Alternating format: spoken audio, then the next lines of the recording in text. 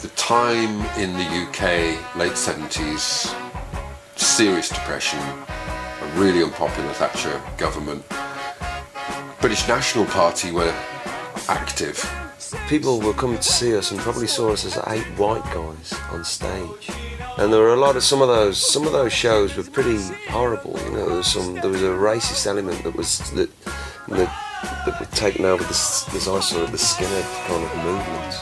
The joy of putting black and white guys on a stage together with the specials, the selector, the beat. It was the first time it had been done. I mean, the music is a reflection of the times and how we saw them, you know. Without talking about it amongst each other, we were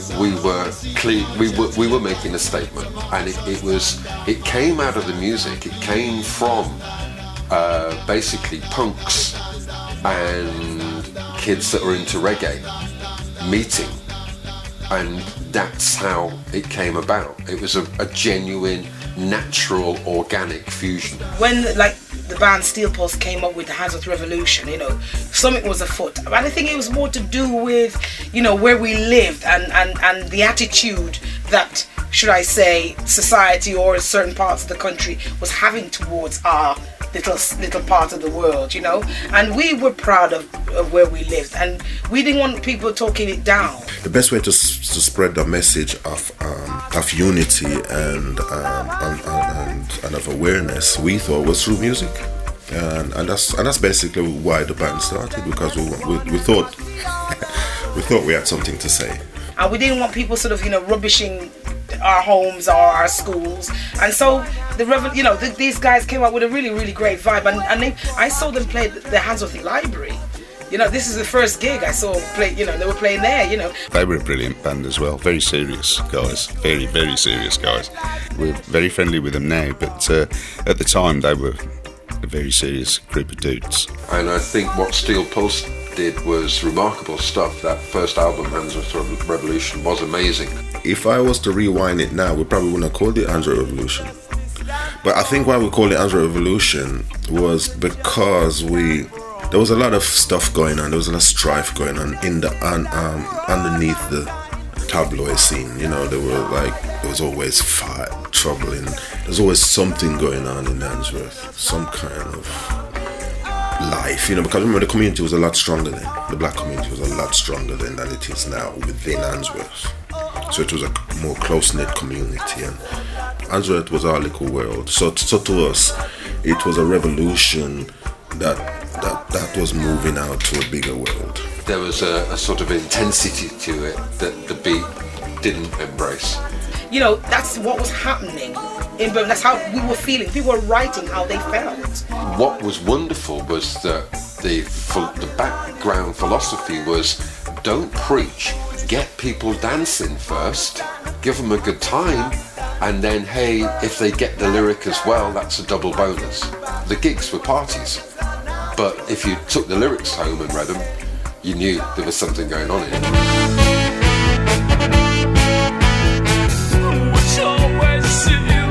Suddenly, in '79, we had this explosion. Musical youth, Dexy's Midnight Runners, Duran Duran, the beat. There is no explanation for it. Why all those bands appeared in Birmingham and Coventry at that time. What's noticeable for me is the variety that there was at the time. A lot of bands at the time that were making it big out of Birmingham. Dexy's Midnight Runners had just made it big. UB40 were kind of bubbling under the beat. I invited the social secretary of Aston University, and she came down and she loved them. She said, well, they'd be great for our winter ball, but I need something else as well. What do you think? And I said, well, why don't you have a Radio 1 DJ, because they always pull a crowd and you can have the beat for live entertainment. She said, who do you think? I said, John Peel. John Peel came and played some records. People danced about. Then the beat came on. The place just went crazy. John Peel comes on stage after we'd finished and he said, you students, you're stupid. He said, what's this band getting paid? Well, I shouted out from the side of the stage, 75 quid. He said, well, I'm getting paid 350 quid. He said, I tell you what, if they'll come on and do that set again, I'll swap checks with them. So I go streaming back into the dressing room. The guys were all like exhausted. So, come on, we've got to do it again. Why? You'll find out. So they come back, they do the whole show again. The crowd go even crazier. John came into the dressing room, said, right, make out their check for £350 and give me 75 quid. And we took him for a curry on the Ladypool Road to thank him. And as we were sat having a curry in the Ladypool Road, somebody nicked his van outside. Dear. But he took it philosophically and we got it back to London. We took a very unscientific approach to production in that when we did the first Radio 1 session, we met a producer called Bob Sargent, who was a BBC Radio 1 producer. And we didn't know any producers. So when we did Tears of a Clown, we said, Bob, should we make a record with us? And all that worked. And that went to number 7 in the charts in the UK, and we were up and running.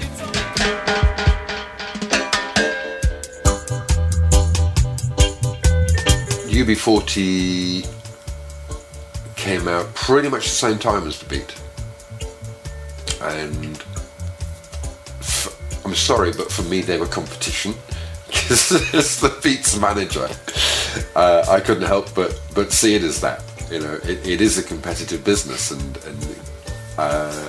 however much you might admire and respect a band, if they're from your patch doing something that's vaguely similar, then it's competition. 78, I think, was when we formed. Ali was attacked on either his 17th or his 18th birthday. He got a pint glass in the face. A couple of years after that, or a year or so after that, he got some criminal injury compensation, which was a couple of grand, I think, which in those days was a lot of money, you know, and Ali was on the dole at the time, so that was like a big deal. He went out and bought himself a guitar. I think he bought a drum kit as well, and that was kind of the catalyst, you know. Ali said to me, we're forming a band, are you going to be in it? You know, and I said, absolutely. All it needed really was the catalyst, and the catalyst was Ali getting a bit of cash so he could buy a couple of instruments. We were kind of like in a parallel universe to UB40. We're obviously from the same city. We started around the same time. They actually used to rehearse next door to us at the Rum Runner, you know, in one of the old rooms there. And we used to kind of share amps and speakers and all sorts. And they were in one room singing about being on the dole and how miserable it was in Birmingham and all that. And we were in the other room singing about Girls on Film and Rio and, you know, a completely different subject matter for the songs, which obviously the two bands went in two very different directions because we had this kind of aspirational view of the world, and theirs was very earthy and very about Birmingham and where they were from. And but it's funny that we were so close in some ways, but so different. It was basically Ali's mates from school. Earl and Jimmy and Brian all went to the same school as Ali. They all hung out at our house, which was a kind of youth club, because we had very sort of easygoing liberal parents. You know, our house became the place to hang out, basically. So basically our gang, everybody went and got themselves an instrument. I think Brian had already got a saxophone and he'd had a couple of lessons, so we had a sax player immediately. Earl's dad bought him a bass guitar. I think he talked his dad into buying one on a hire purchase or something, you know. And that was the start of it. I went and bought a second-hand, left-handed Fender Strat, which I've still got. You know, we both worked with Bob Lamb around the same time. I remember we were demoing the first album with Bob, and he said, I've just been in with this band UB40, I've listened to this. I thought, yeah, it's amazing. Yeah, great. We set up in the cellar in Moseley, the cellar underneath Brian and Earl's house. Well, flats. They had flats in a big Victorian house in Moseley. There was a basement underneath, and Brian, who was an apprentice electrician, he rigged the wiring so that we had power in the basement. And that was it. We spent 6 months in that basement. The melodic melancholy of UB40, which I think, you know, just sums up Birmingham. It was so Birmingham of that time, and, you know, sort of that they to me, you know, sort of I can still listen to the Cambell brothers. They sound like heavenly angels. Their voices are just beautiful, and there's just the complexity of them. Principally Jimmy, Earl and Ali, the three of them, before any of us really got involved, the three of them sat in the cellar for I don't know, 3 or 4 months, I think, through the summer of '78, learning to play, copying records. I'd been to one sort of rehearsal. It was such a cacophony, it was just so mad that I thought it was never going to happen. And I'd gone off, you know, to seek my fortune elsewhere. They came back after a few months and said, listen, we're serious now, we've been doing this solidly. And they treated it like a job, 5 days a week, Monday to Friday. They were in this cellar, just banging away. I went down and listened to them, and I was absolutely amazed that they'd become a unit. They were making music, they're actually all on the same page and playing tunes, you know. And I thought, oh, I'm in here, you know. And when I got my guitar, and that was it. I was there, you know, Monday to Friday myself, and gradually everybody else kind of came in, you know. And I think we did our first shows in '79. There's a rendition on the first album of a Randy Newman song called "I Think It's Gonna Rain Today," which is this desolate, bleak, sad thing. Ali's really hitting the nail on the head with that one. And there's 3 or 4 other songs, well, more than that, within the UB40 canon that when I hear them, I'm either going to get a prickle in my eye or I'm up and dancing. Yeah, they just do that. Certainly the Beat had a lot of respect, especially for that first album which Bob Lamb made in Cambridge Road, which still stands the test of time. It's got to go into the top 100 albums in the world ever in my book. Great drummer and great all-round character as well, just sort of very level. But when he went on to produce those early UB40 tracks, there's nothing else sounds like them. Absolutely, so special that you know, the man needs a blue plaque and a gong. Out on the top lanes, the glides are moving. He taught me so much personally. I owe a great debt to Bob. I mean, he introduced me to a flanger, which has been one of my best friends for a long, long time now. And he'd play with space echoes, and he would mix our sound together and just really bring a beauty to the music that we didn't even know was in our own music, because we'd never heard it sound like this before.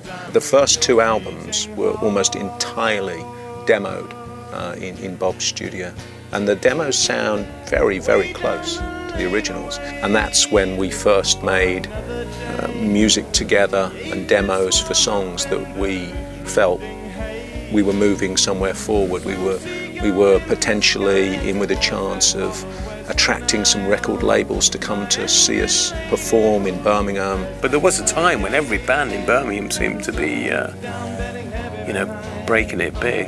And I was particularly a big fan of a band called Fashion.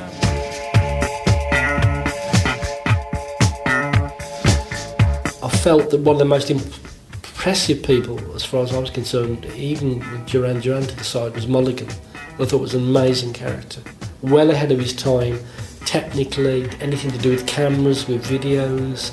The guy was amazing. I found him absolutely amazing. Always got a different hairstyle every week. Lovely guy and incredibly talented. I got Dee Harris, the singer, this guy from some local funk group in Walsall. We remodelled his image thanks to Mulligan. Then I discovered he wasn't only a great guitarist, he got a great voice. So I was amazed when I started to hear stuff. Just the way that the music developed technically, with his blend of kind of funk and Mulligan's kind of ideas, the image. You could tell for a group to have a top 10 album in this country and hold it with no real hit single. I think Street Player made 46 or something. It was amazing because they'd never been on top of the pops. Yet the cool thing was to go and buy the Fashion album. But whatever we did, we were faced with drugs everywhere, and that killed it, in my opinion, with Dee Harris. We were doing a massive amount of drugs, everybody involved in this situation. So Simon Potts rings me up at 2 o'clock in the morning at home, saying, you need to come and see me tomorrow, something dreadful's happening. Well, what is it? We need to talk. I had to get on the train the following morning. I went to Arista, and he's there with his head in his hands on the desk, going, Old Grey Whistle test, all kicking off for Fashion. Dee Harris has left. What do you mean he's left? He's left. He's gone. He says he's not doing the Old Grey Whistle test. And I think with D. Harris, he couldn't deal with it at all. Once the party was over, he'd want to keep going. I think the whole thing was damaging everybody.